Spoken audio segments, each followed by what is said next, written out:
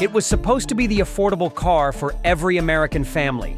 Compact, efficient, stylish for its time, the Ford Pinto was designed to take on the Japanese imports and win.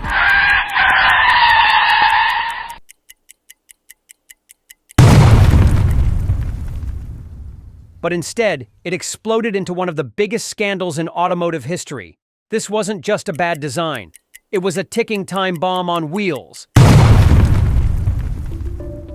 And Ford knew. That's what made it truly shocking.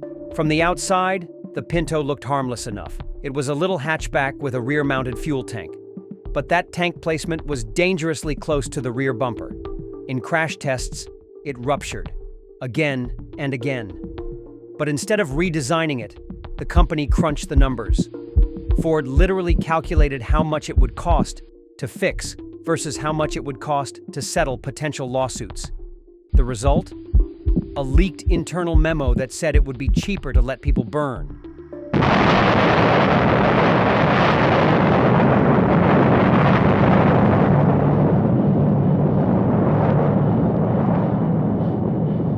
Let that sink in. The memo estimated that the fix would cost about $11 per car. Multiplied across 11 million vehicles, it would come out to over $100 million. But projected lawsuit payouts were only expected to cost $49 million. So Ford made a decision. Don't fix it. Release the car, hope for the best. And if people die, pay them off quietly. It was one of the coldest cost-benefit analyses ever exposed to the public. Then the fires started. One of the most infamous cases was that of a young girl named Lily Gray. She died when her Pinto burst into flames after being rear-ended. Her passenger, a 13-year-old boy, was burned alive. And these weren't isolated incidents. Dozens of reports came in. Rear-end collisions that should have been survivable turned into fiery deaths. And with each accident, the public outrage grew. Investigative journalists, lawyers, and safety advocates began digging. They found that not only had Ford known about the issue, they had tested it. They had identified multiple ways to fix it. A rubber bladder, a metal shield, even just relocating the tank. But none of those fixes were approved. They were all deemed too expensive.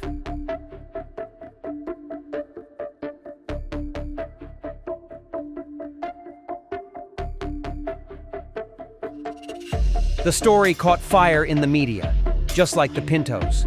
The public was horrified, not just by the deaths, but by the logic behind them. People don't expect corporations to be saints, but they expect a basic level of human decency. This crossed the line. It became more than a car problem. It became a symbol of corporate greed. Congress got involved, lawsuits mounted. Ford was eventually taken to court in what became the first time a corporation was charged with criminal homicide for a defective product. The trial was dramatic. Witnesses described fireballs, families testified, and Ford's own documents were put on display for the world to see. Though the company was ultimately acquitted of criminal charges, the damage was done. Ford initiated a recall of over 1.5 million Pintos in 1978, the largest recall in automotive history at that time. But it was too late to save the car's reputation. The Pinto was already a punchline, a warning, and a lesson. Sales plummeted. Production was halted. And in 1980, the model was killed off for good. But the Pinto story didn't end there. It became a case study. In business schools, in law schools, in engineering programs. How do we balance innovation with ethics? How far is too far when cutting costs? Can you put a price on human life? The Pinto scandal didn't just change Ford. It changed the entire auto industry. It led to tighter safety standards. It gave more power to agencies like the National Highway Traffic Safety Administration. And it made companies think twice before putting profits above people, at least publicly. There's another part of the story people don't always hear. Internally, not everyone at Ford agreed with the decision. Some engineers warned management. Some safety officers begged for the fix. But the structure of the company made it easy to ignore them. Power was centralized. Dissenting voices were buried. The Pinto shows how even well-meaning individuals can get swept up in a toxic system. When short-term profits rule the day, long-term consequences get ignored.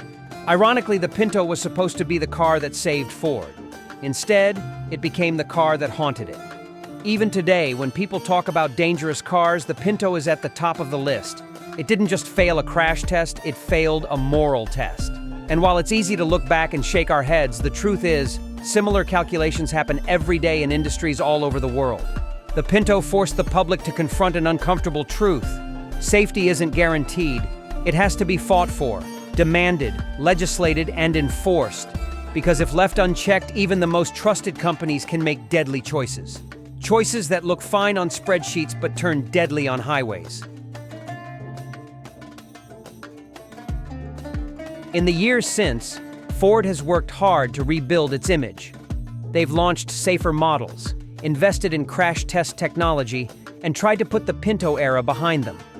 But it still lingers, because no matter how much time passes, the idea that a major automaker knowingly released a car that could explode on impact will always leave a scar.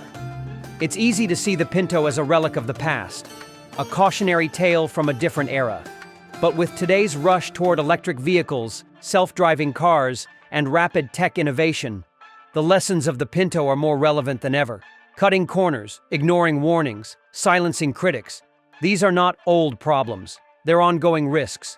So the next time you hear about a product recall, a safety failure, or a shocking corporate decision, remember the Pinto.